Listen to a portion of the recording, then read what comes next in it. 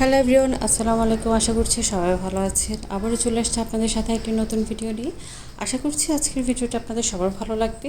আর যদি ভালো লাগে তাহলে অবশ্যই একটি লাইক দেবেন, কমেন্ট করবেন আর শেয়ার করে দিবেন। যারা যারা এখনও পর্যন্ত আমাকে ফলো দেননি তারা অবশ্যই আমাকে ফলো দিয়ে পাশে থাকবেন, যেন আমার নতুন কোনো আপডেট থাকলে সেটা আপনার কাছে পৌঁছে যায়।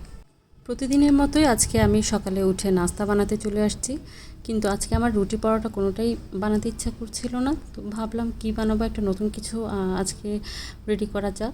তো যেই ভাবনা সেই কাজ। আজকে আমি চিন্তা করলাম সুজির হালুয়া বানাই। তো সুজির হালুয়াকে প্রথমে বানানোর জন্য আমি সুজিগুলোকে ভেজে নিয়েছিলাম আগে। সবগুলো সুজিকে যেহেতু একসাথে তো বানাবো না, ভেজে রাখলে আগে পোকা আসে না। তো সেই জন্য আমি আগে একটু করে ভেজে রেখে দিয়েছিলাম। তো আর বাকি অর্ধেক দিয়ে আমি আজকে হালুয়াটা বানিয়ে নেব। আমার কাছে গরুর দুধ ছিল না, সেজন্য আমি পানি আর পাউডার দুধ দিয়ে বানিয়ে নিয়েছি। আর এদিকে আমি লুচি বানিয়ে নিচ্ছি। তো আজকে লুচিগুলো কিন্তু আমার প্রথম দিকে ফুলকো হয়নি, পরে কয়েকটা ফুলকো হয়েছিল। তো নাস্তা শেষ করে এদিকে আমি রান্নার কাজে চলে আসছি। আজকে আমি গরুর মাংস রান্না করব। তো গরুর মাংসটা আমি শুধু গরুর মাংস রান্না করব না, গরুর মাংসের সাথে আমি আজকে মূলা দিব, মানে মূলা দিয়ে গরুর মাংসটা রান্না করব। অনেকের কাছে হয়তো বা এই খাবারটা পরিচিত, অনেকের কাছে হয়তো বা এটা নতুন, কিন্তু আমরা যারা চিটংয়ের মানুষ আছি তাদের কাছে এই খাবারটা অনেক পরিচিত। এটা জনপ্রিয় একটা খাবার, মূলা দিয়ে গরুর মাংস। আমরা অনেক সময় কচু দিয়েও কিন্তু গরুর মাংসটা রান্না করি, কচু দিয়েও গরুর মাংসটা খেতে ভালো হয়। তো আজকে আমি মূলা দিব। অনেক সময় তো আমি মূলাটা আনাই শুধুমাত্র গরুর মাংসের সাথে খাওয়ার জন্য। তো আমি গরুর মাংসটা হাতে মাখিয়েই বসিয়ে দিব, মানে নর্মালি গরুর মাংস যেভাবে রান্না করে সেভাবে হাতে মাখিয়ে আমি বসিয়ে দিব। আর পরে কষানো হলে তখন আমি মূলাটা দিয়ে দিব।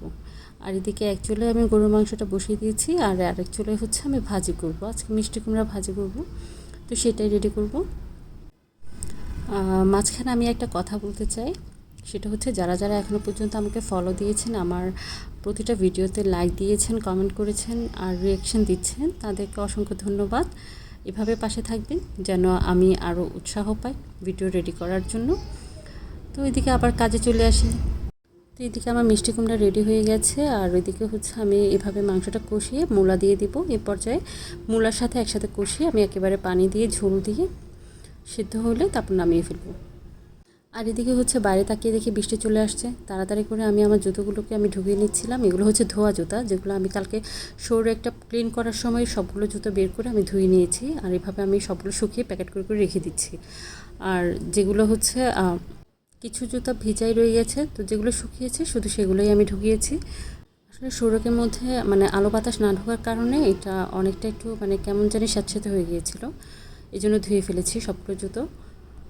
আর এদিকে হাজব্যান্ড কিছু বাজার নিয়ে আসছে। তো আজকে এই পর্যন্ত। সবাই ভালো থাকবেন, নিরাপদে থাকবেন। আল্লাহ হাফিজ।